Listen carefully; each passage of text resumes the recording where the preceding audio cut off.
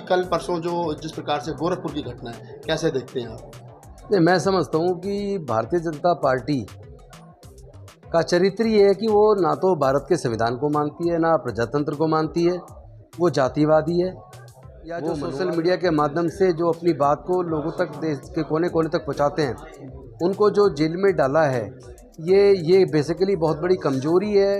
योगी आदित्यनाथ जी, ध्यान रखना, आपको आने वाले समय में बहुजन समाज जवाब जरूर देगा। और आप याद रखिए, आप वो दिन याद कीजिए जब संसद में आप रो रहे थे, आप कह रहे थे मेरे पे इतने मुकदमे बना दिए। आज आप क्या कर रहे हो?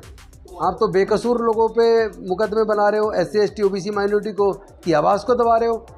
आप तो इनको झूठे मुकदमे बना के आप क्या समझते हो? SC ST OBC और माइनॉरिटी के लोगों से नफरत करती है, और ये कार्रवाई गोरखपुर की, वहाँ की सरकार की, ये उसकी विफलता को दर्शाती है। क्योंकि वो कोई परफॉर्म काम के दम पे तो कुछ कर से कमज़ोर लोगों को प्रताड़ित करते रहते हैं। SC ST OBC के जो लोग अपनी जायज़ मांग को लेके अगर प्रोग्राम कर रहे थे, उस पर जिस तरह अतिक्रमण करने की कोशिश की है, झूठे मुकदमे बनाकर हमारे लोगों को जेल में डाला है।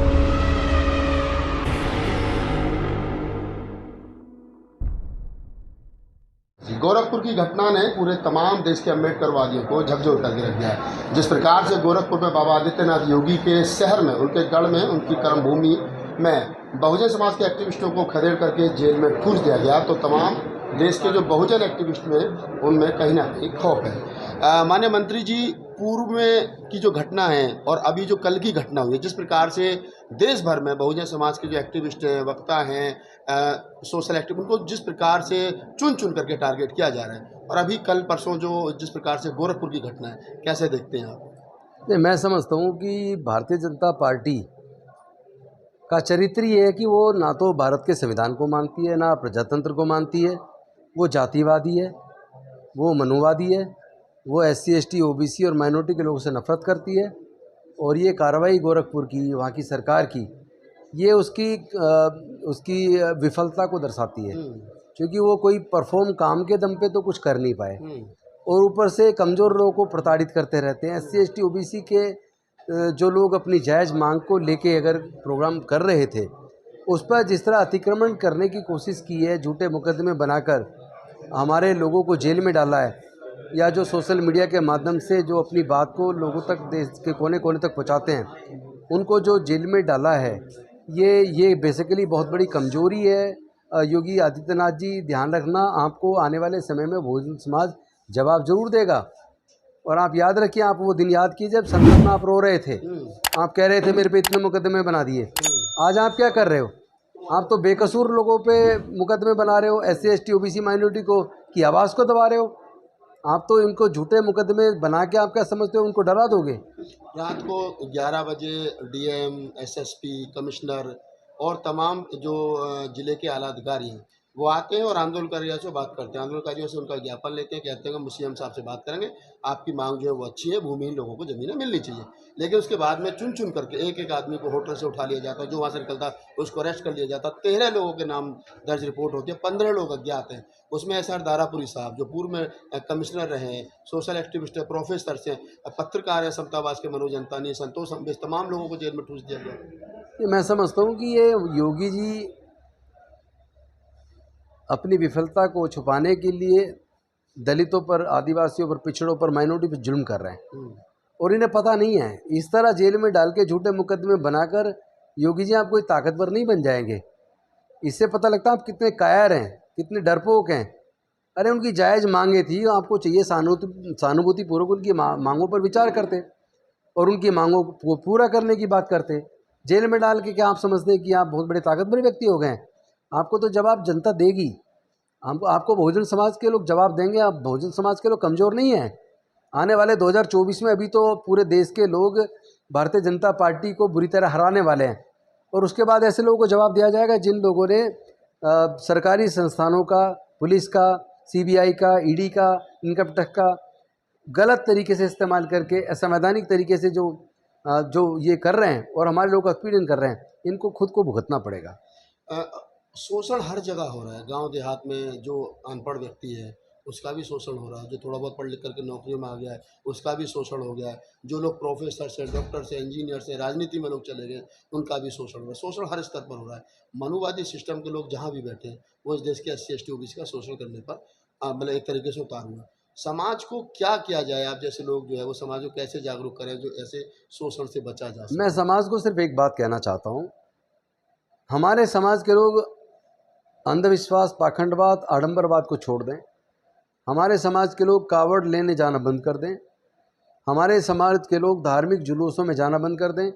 हमारे समाज के लोग अपने बच्चों को दंगों में इस्तेमाल ना होने दें। हमारे समाज के लोग RSS, बजरंग दल, विश्व हिंदू परिषद वगैरह वगैरह के संगठन में बिल्कुल ना जाएं। अपने आप इनकी रीढ़ की हड्डी टूट जाएगी। ये मनुवाद, ब्राह्मणवाद, ये डॉक्टर बाबा साहेब अम्बेडकर की विचारधारा जो समता, स्वतंत्रता, बंधुता, न्याय पर टिकी है उसका मुकाबला नहीं कर पाएगी। निश्चित तौर पर अम्बेडकरवाद की जीत होना तय है, सामाजिक न्याय की जीत होना तय है और अच्छा समय आने वाला है अम्बेडकरवाद के लिए और सामाजिक न्याय के लिए। बहुत जल्द देश के लोग इन लोगों को इनकी सही जगह पहुंचा देंगे जो इनकी वास्तविक जगह है। इनकी जगह संसद में, विधानसभाओं में नहीं है। ये तो सत्ता से बाहर जाने ही चाहिए, क्योंकि ये लोग संविधान को नहीं मानते हैं, प्रजातंत्र को नहीं मानते हैं, ये सामंतवाद को, राजतंत्र को मानते हैं। और जिस तरह उत्पीड़न ये कमज़ोर लोगों पर, किसानों पर, मजदूरों पर, दलितों पर, पिछड़ों पर, आदिवासियों पर और अल्पसंख्यक पर कर रहे हैं, इसका जवाब तो निश्चित तौर पर भारत के लोग देने वाले हैं। एक आखिरी सवाल है कि जब वोट लेने का नंबर आता है तो बीजेपी कहती है सब हिंदू हैं, सब हिंदू हैं, जाति की बात मत करो। वो जाति का जनगणना का विरोध करती है क्योंकि आंकड़े सामने आ गए। जिस प्रकार से बिहार में कि जातिगत आंकड़े सामने आए, पता चला कि 63% जो अकेला OBC है और 20% 22% शेड्यूल कास्ट है, फिर माइनॉरिटी है, तो ये तो जरा से लोग रह गए, ये खुद माइनॉरिटी हो गए। इसी बौखलाहट में तो ये सारी हरकतें कर रहे हैं। हाँ। ये जो उत्पीड़न की घटना इन्होंने बढ़ाई है, डर पैदा करना चाहते हैं। इन्हें पता नहीं है, आप हमें कितना कितना मुकदमे बना लो, डरा नहीं पाओगे। आप जेल में डाल सकते हैं क्योंकि आप पावर में, आप पावर का गलत इस्तेमाल कर सकते हैं। आप संविधान के खिलाफ जाके हमारे फंडामेंटल राइट्स का वायलेशन कर सकते हैं, लेकिन आपको जवाब तो देना पड़ेगा, समय आने वाला है। तो ये क्या कारण है कि जब मैंने कहा कि वैसे वोट लेने के वक्त पर सब लोगों को हिंदू बताया जाता है और जब हक हकूक की बात आती है तो भाई 1911 की जनगणना देख लीजिए, उससे पहले की जनगणना देख लीजिए, हमारे लोगों के सामने धर्म के कॉलम में आउटकास्ट लिखा जाता था। फिर हम हिंदू कहाँ से हुए? हम तो आउटकास्ट हैं। हम तो इनके 4 वर्ण से बाहर, हमें पंचम बोला जाता था। हम तो अवर्ण लोग हैं, हम इनके 4 वर्ण से बाहर हैं।